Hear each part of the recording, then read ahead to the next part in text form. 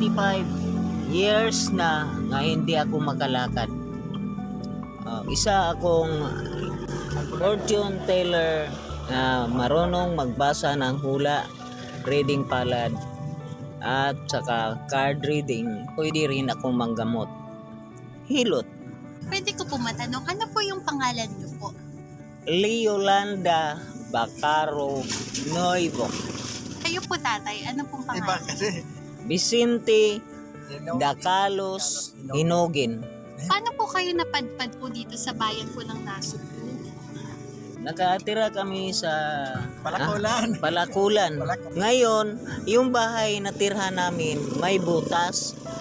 Tulo ang may-ari, may nakatira sa itaas. Then nagalagas yan ng aso. Umihi. Pumapasok ang ihi dito sa loob ng aming sa silong. Kapaba. Babasa kami. Pag umuulan, babaha. Yung tubig sa kalsada pumapasok doon sa loob ng bahay. Main dito. Baha. Bagyo. Paano Bagyo. po pag umuulan, dito pa rin po kayo? Dito Dati may tinto, kabagsak sa bagyo. malakas hangin. Ay, ginawa ko na lang na dito na siya matulog. Saan po kayo natutulog? Ako dito. Naligo, natulog, nagupo. Kayo po? Nasa upuan. Dahil yung isa kong anak, tatlo lang kami. Folding bed, you know. Nasaan po yung anak niyo po? Nandun, naghanap buhay, parking. Ano po yung advice niyo po, yung payo niyo sa mga kabataan ngayon na palagi po sila nalulungkot?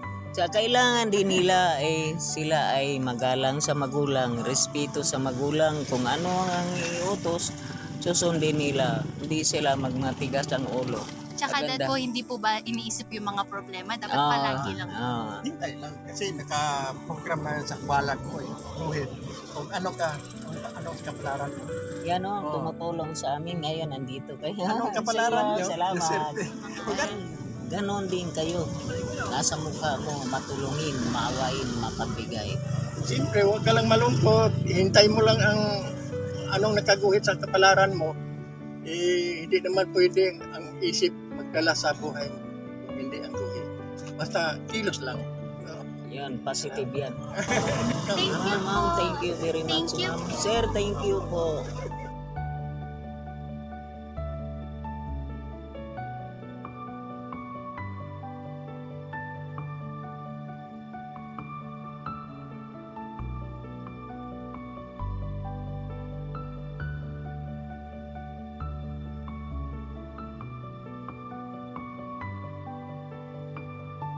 Nagaano ko nga ang aking kaibigan sa Metro Manila, Elizabeth Rivera. Gusto ko pong makita. Iyon lang po.